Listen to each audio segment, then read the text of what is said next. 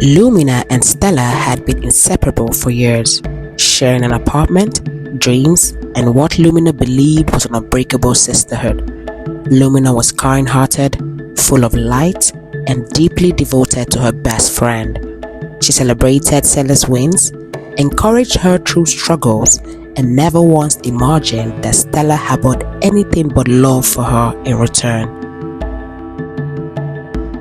But Stella, behind her warm smiles and shared laughter, was drowning in jealousy.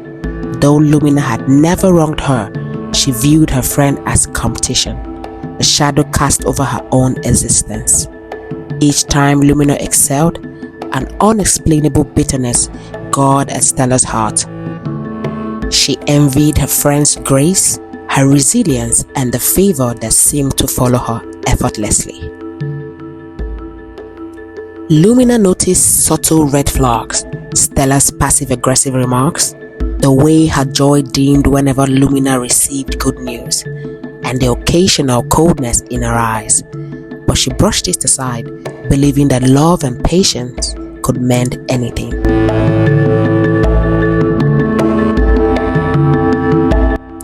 Then came the job application that should have changed Lumina's life. After months of searching, she had landed an interview with a prestigious company.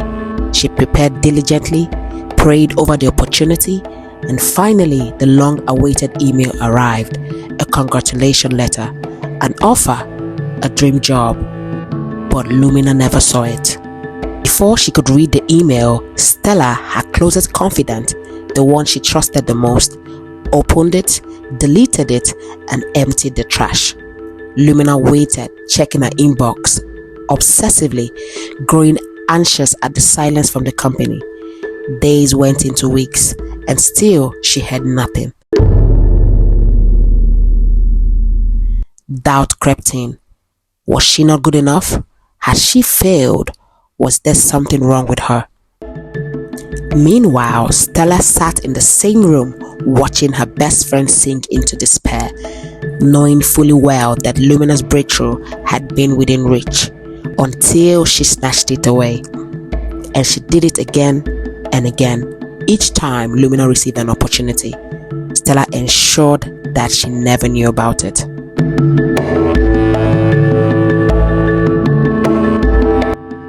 One evening, on her way back from the market, Lumina ran into Faith, an old friend from the university. She decided to catch up over drinks, and as they talked, Lumina poured out her heart. Faith, I don't understand. I work hard, I pray, I push forward, yet nothing seems to work for me. It's like I'm stuck in the same place, stagnant, helpless. Every door that seemed to open just slammed shut in my face. Faith listened carefully, then smiled. Lumina, this is not normal.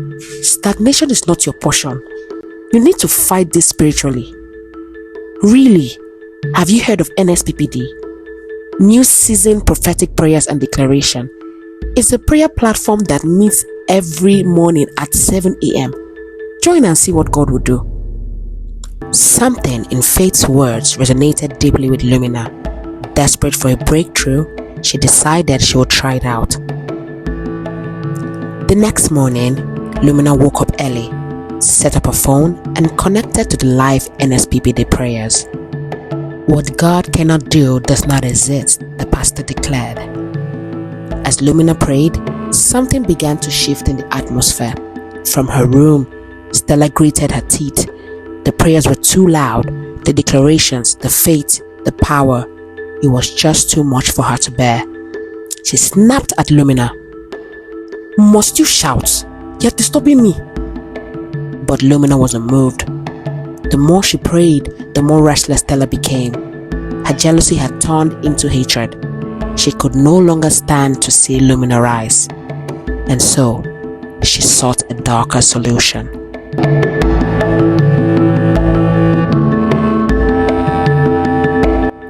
That evening, under the cover of darkness, Stella made her way to a secluded part of the city.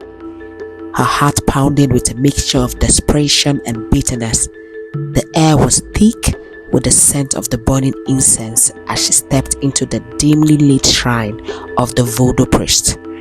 Shadows flickered against the walls as the old man lifted up his gaze, his withered face unreadable. Stella clenched her fist. Shivers went down her spine, but yet her voice laced with venom as she spoke. I want her to suffer. Her breath came in ragged gasps, fueled by years of suppressed envy. Who does she think she is? Does she think she's better than me? In school, she had everyone's attention. She excelled so effortlessly while I struggled for every little thing. We studied together, yet she graduated with a first class and I barely made a 2-1.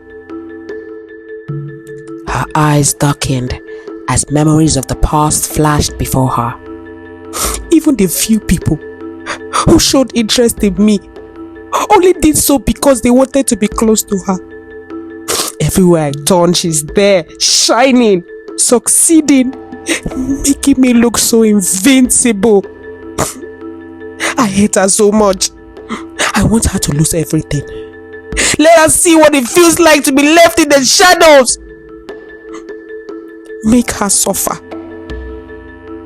Make her go mad. I want her to disappear. Disappear!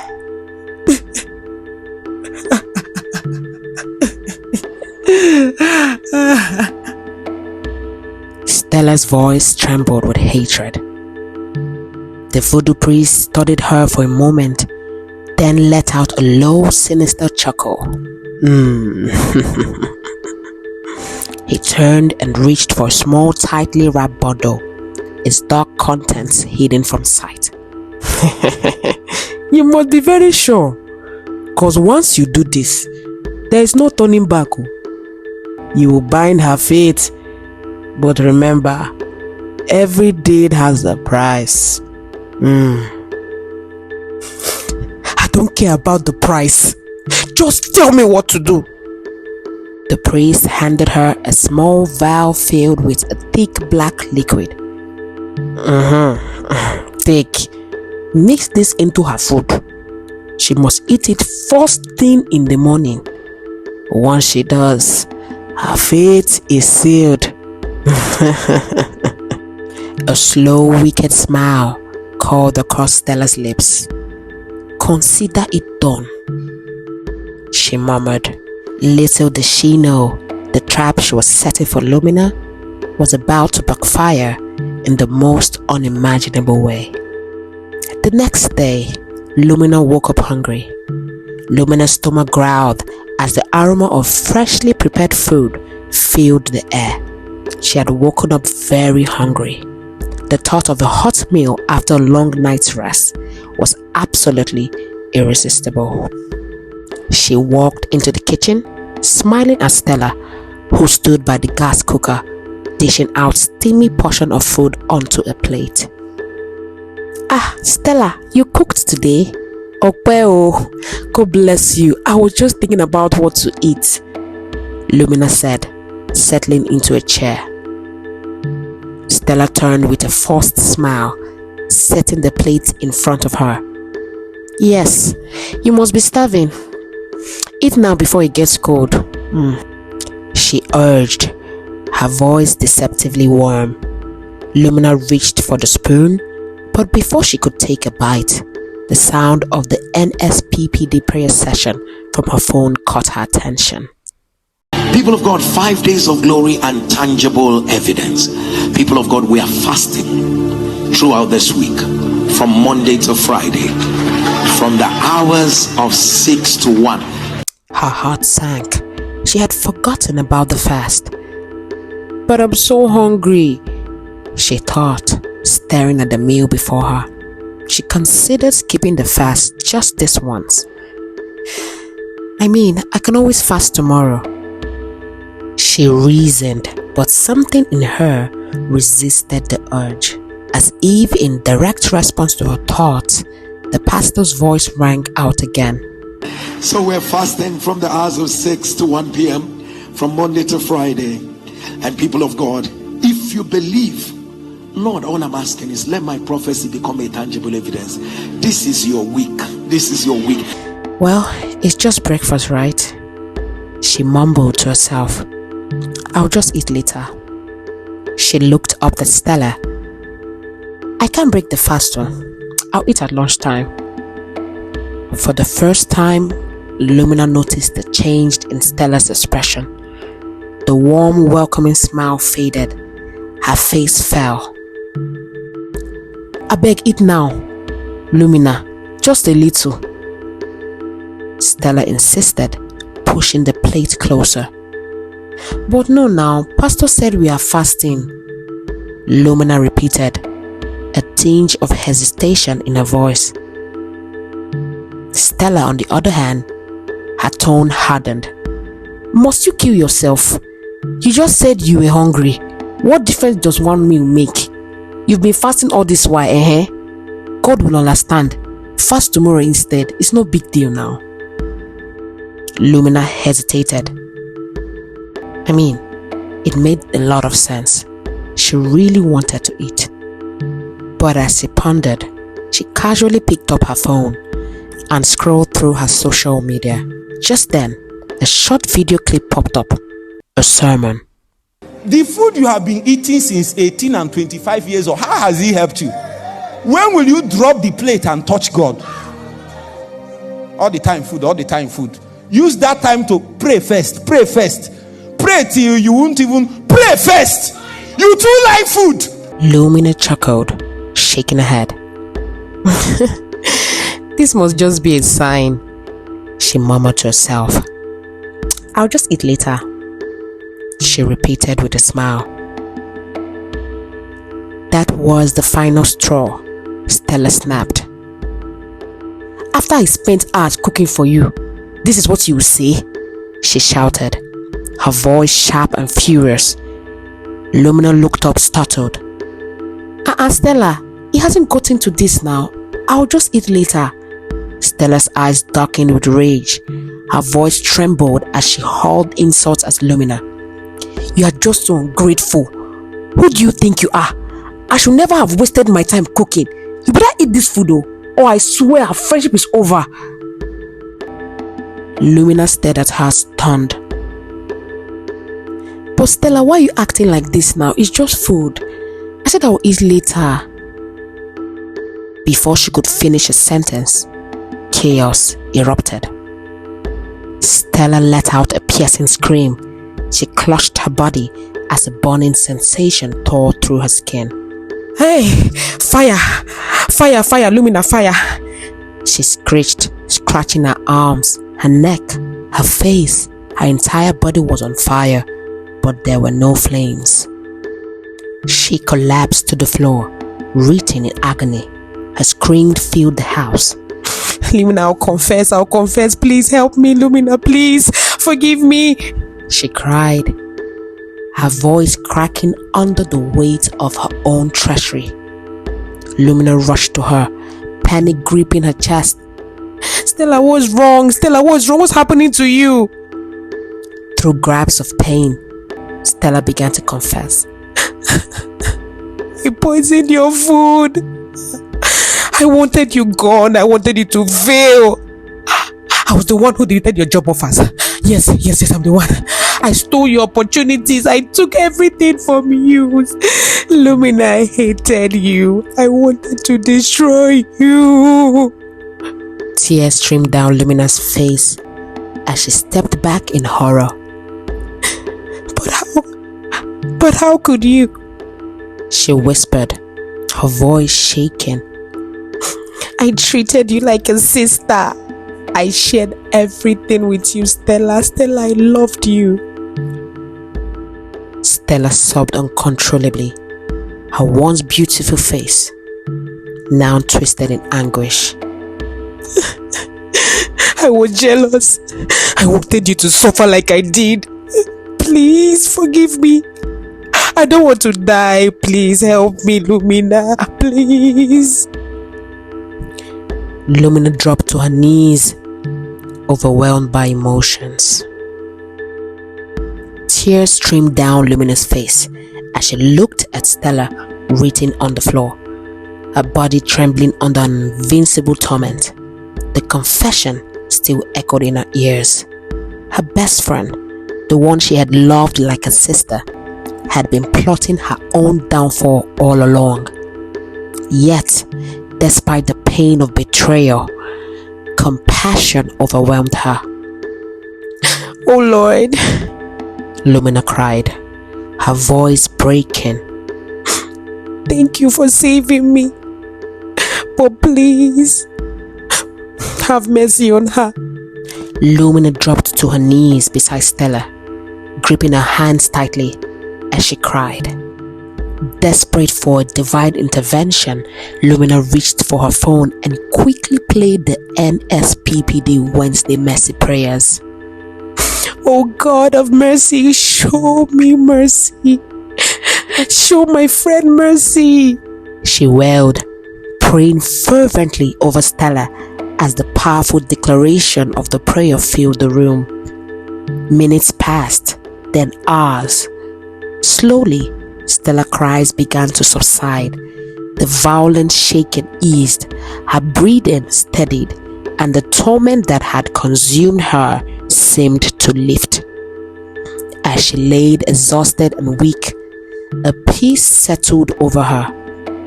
Lumina, on the other hand, wiped her tear-streaked face and without hesitation helped Stella up. She knew her friend needed medical attention, so she rushed her to the hospital. She had every right to walk away, to let Stella face the consequences of her own wickedness. But in that moment, Lumina chose grace over judgment.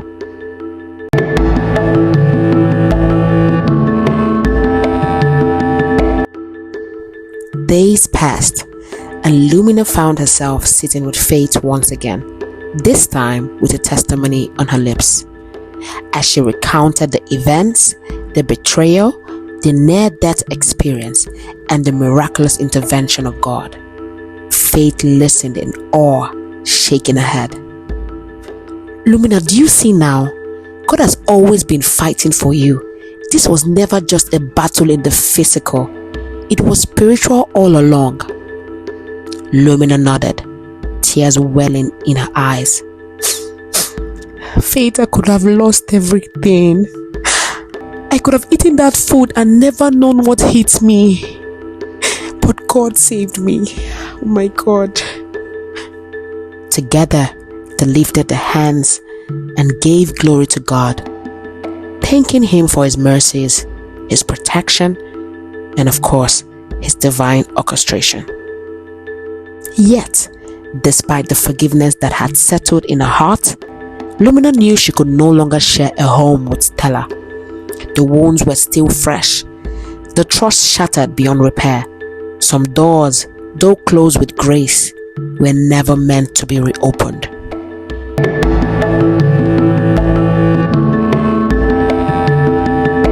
Understanding this, Stella quietly moved out and found a new place to stay. But Lumina wasn't done with her just yet. Stella, wait. I know you have made mistakes, but I also know that God's mercy is greater than any sin. Come to church with me this Sunday. Let's just start over, but this time with God.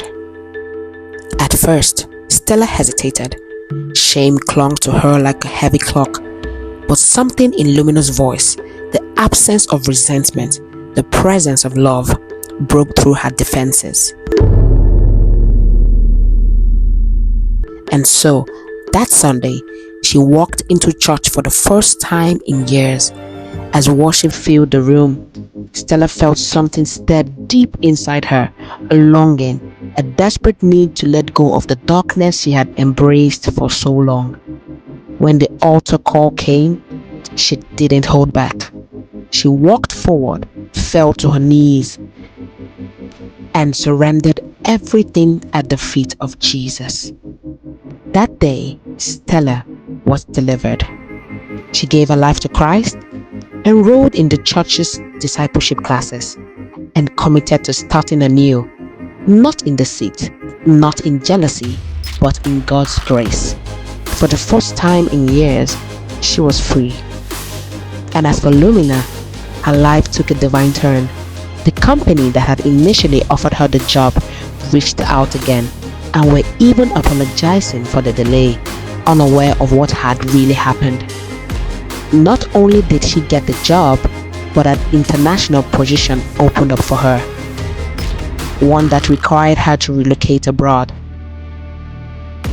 She had learned to trust in God, be discerning, and never take life lightly, understanding that life itself is spiritual and only the violent take it by force. Her testimony was simple, that what God cannot do does not exist. Which brings me to the end of this story. And so, dear viewers, should Lumina have forgiven Stella? Would you have gone about it the same way? Let me know your thoughts in the comment section below. Do well to like, share, and subscribe for more captivating stories. See you on the next one. Enjoy!